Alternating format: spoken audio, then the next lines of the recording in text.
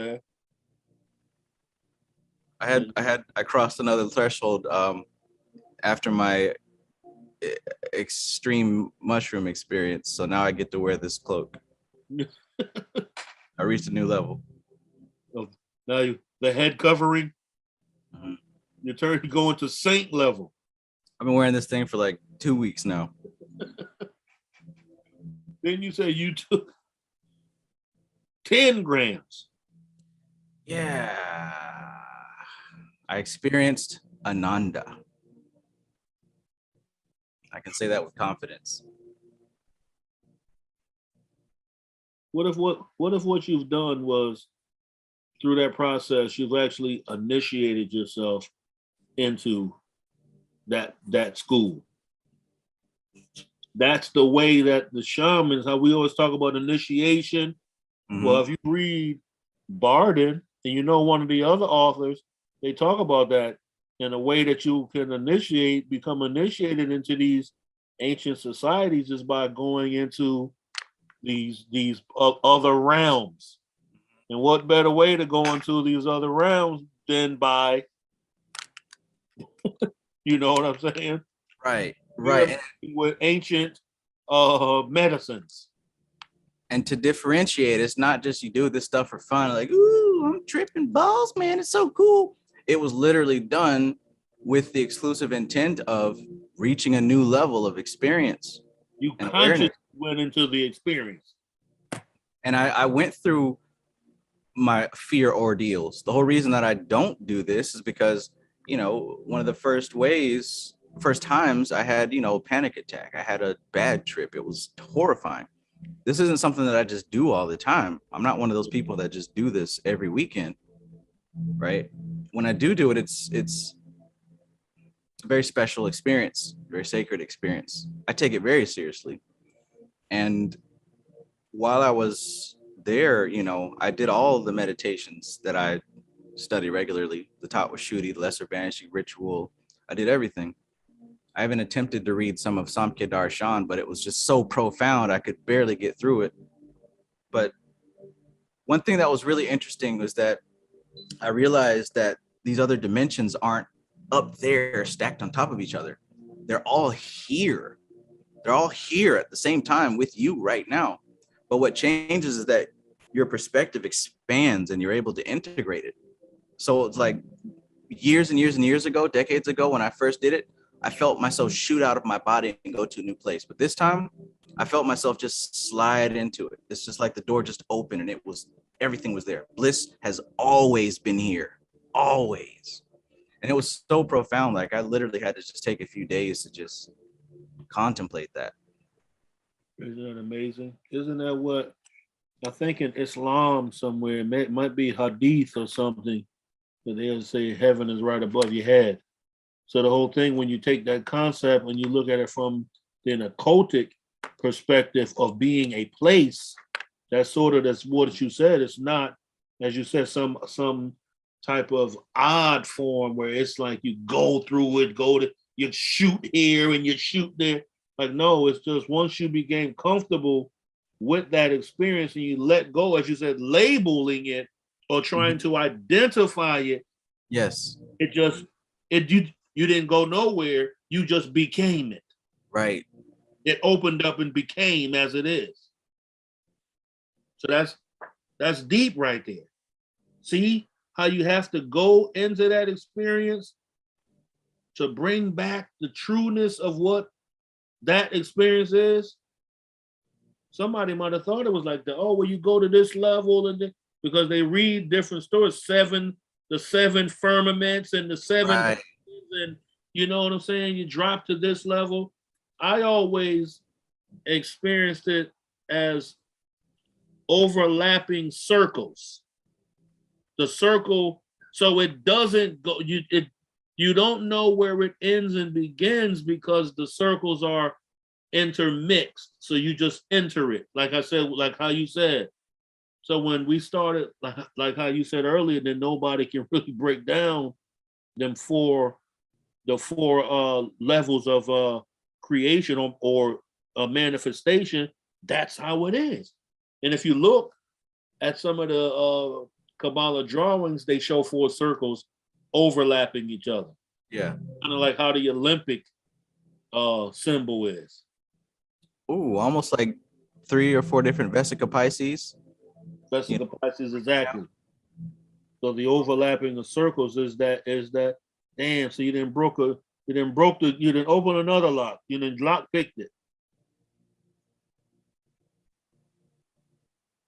And you remember it. Somebody else might have got blasted off of them shrooms and would not remember nothing.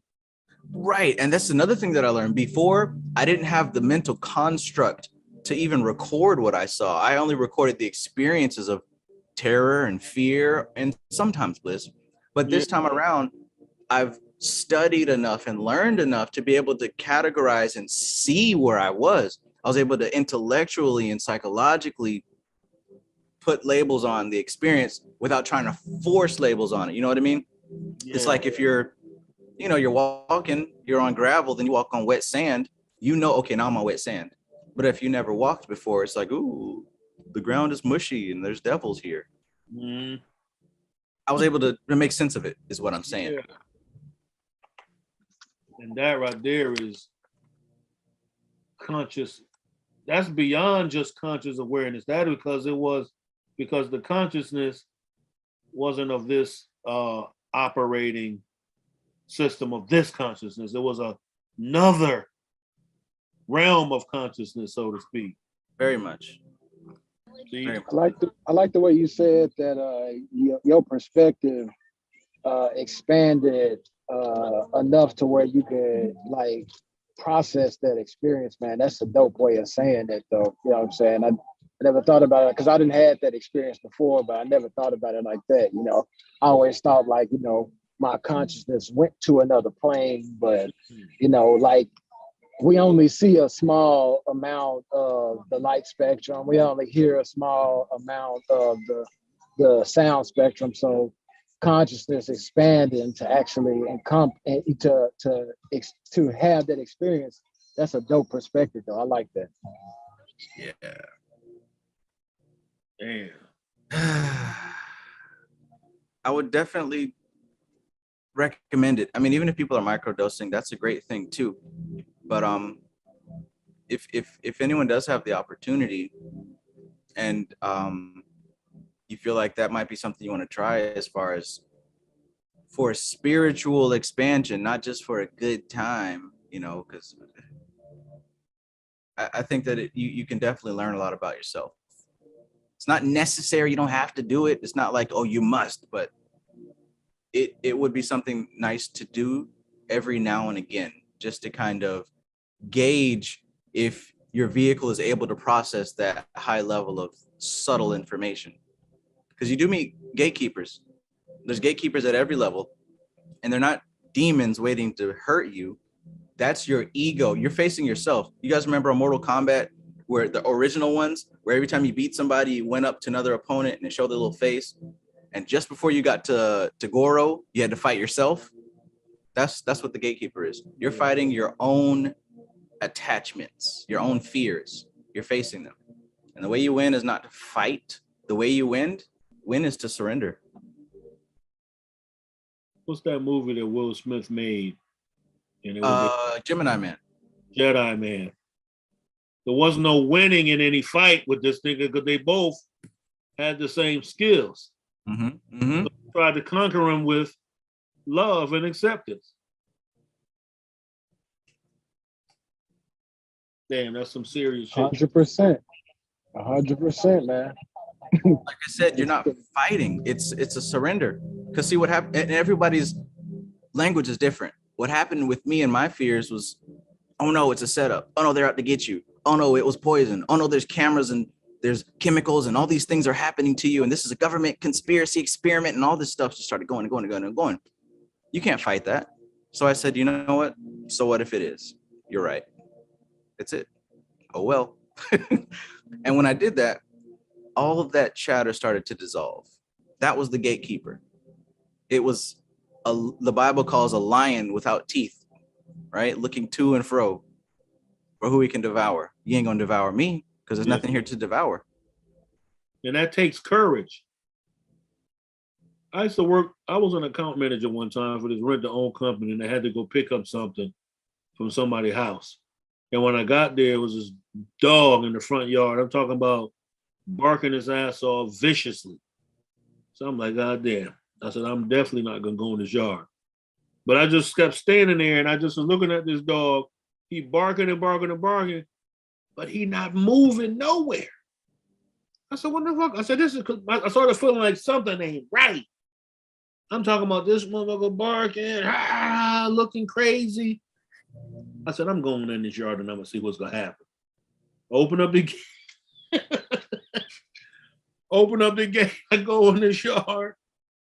I got closer to the dog. The dog's not moving, but he's still barking. I got close to the dog and looked at it, and the dog didn't have no eyeballs. And it had, no. it was the worst. It was the worst display of a dog I've ever seen before.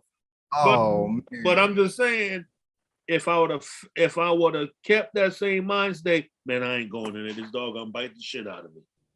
I was gonna leave, and I never would. Soon as I walked up to the front door, the people came out. I said, "Oh shit, this is their booby trap. They got this dog blind and no teeth, so nobody coming in." Because I'm talking about the way it looked and the way it was barking. You like, if I step foot in this gate, this dog gonna tear my leg. I looked at it close, no eyeballs, and had no teeth, bro. Super crazy. Okay. Yeah, that's a good metaphor. I'm gonna have to use that one. I mean, I'll give you credit for it, but I couldn't believe that this dog. yeah. I got a million stories of all kind of shit I could tell you. But that one right there, like I said, it was like sometimes that's what it is. Like you said, them gatekeepers, because that's what the dog is. Mm-hmm. Keep you out of the gate. He's keeping the gate. Are you worthy enough to cross? Are you worthy enough to pass? And something just didn't look right. In my mind, I'm like, well, then why didn't the motherfucking dog run up to the gate? So I'm standing there like, let me see what this fucking dog gonna do. That dog did not move at all. I was like, what is going on? Well, why is this dog? Yeah. And most of the times dogs is kept behind gates, and once you go through the gate, the dogs become your friend. You're right. Yeah, you be able to pet the dog and run around with it, but it's just going through the gate because the dog looked vicious. Yeah. Yeah. I know that dogs operate off energy. I know we're kind of veering away, but just this morning when I was on my walk after talking to the young lady with the labels, there was another lady walking her pit bull, and like before she even got to me, she's like, "Oh, don't worry, he doesn't bite." I wasn't even like sweating it at all. Matter of fact, I stopped and the dog was coming over to me, and like I went down to pet. It was a beautiful white pit bull, blue eyes and little titty swinging underneath, and I was telling her it was a beautiful dog, et cetera, et cetera. But I think if I was maybe my brother, I would have freaked out instantly, and it might have gone differently because dogs react to how you react. Yeah. Yep. They flow off of energy. She was barely holding it too. Oh, don't worry, he doesn't bite. They always say that. Yeah, yeah. Sometimes those be the setups right there when people say, "Oh, don't worry, bite." And the first thing you do, the dog jump on your ass. As soon as they say that. Saliva dripping, teeth bared. He doesn't bite. My homeboy had a Saint Bernard. Nice dog, you know what I'm saying? But it was not the most friendliest dog. But if you, like you said, you go in there, be like, "Yo, what's up, Barry?" Touch him, you know what I'm saying? You got to, and you can't be all, if you was like, "Hey," you touched him with that soft petting, this motherfucker gonna go ham on your ass. But if you go in there, you hit him on the side, "What's going on here?" Yeah, rough him a little bit. You keep it moving. My homeboy came in there with me one time with that scary shit. Man, we had to pull Barry up off his ass, caught him on his shirt, ripped his whole shirt in the front. He was gonna kill him. He came in there with that soft voice. I said, "Yo, man, you came in there with that, hey, doggy." And Barry went ham on this one. Right. He wasn't ready to face that gatekeeper. He wasn't ready to face the gatekeeper, man. That'd be the same thing with us. It's gonna be something that's gonna jump out and it's gonna try to check you and bully you. Mm-hmm. And if you let it, it's gonna be like, damn, I got you. We find this happening across the board in relationships. This is how relationships are established, whether it's male to female, female to male, whether it's business partner to business partner, friends. We're always subconsciously doing that check. So that's always happening. Now, if you're somebody who isn't very secure in themselves, you're always going to find yourself on the, bottom end of that transaction. And all of them and everything that's a gatekeeper written in the store, whether it be Anpu, Anubis, even Cthulhu is a gatekeeper of the deep waters. That's Cthulhu's realm down there. So once you come into his atmosphere, you know what I'm saying? So that's why the great old ones, those are psychological constructs of the human mind. That's what we've built. We've built that, like you just said, that, and that's why they demonstrate them when it goes into the tree of life, that you got the great what's the upper barrier called? The lower is the barrier. What is it? The barrier of Laya. Mm-hmm. And it was the upper one near Daath. It's another barrier. Veil of Peroketh. Veil of Peroketh. Those are psychological constructs. Mm-hmm. And even in Durana Darshan, doesn't it mention that that those kind of barriers are there so you don't kind of freak yourself out by going somewhere that you ain't really prepared to deal with that level yet. Right. And that's where the real grading system of the Golden Dawn comes into play. It's not about what you want to be called or how long you've been in the game. It's how crafted is your mind and how much do you understand? Because when you reach these higher levels, like I said, the subtle levels are so sensitive. You manifest what is in your head. You become the context, and the content is just filled out. It's raw. Right. So if you go up there with a shitty mindset, it's better off you get beat down by those gatekeepers than for you to cross.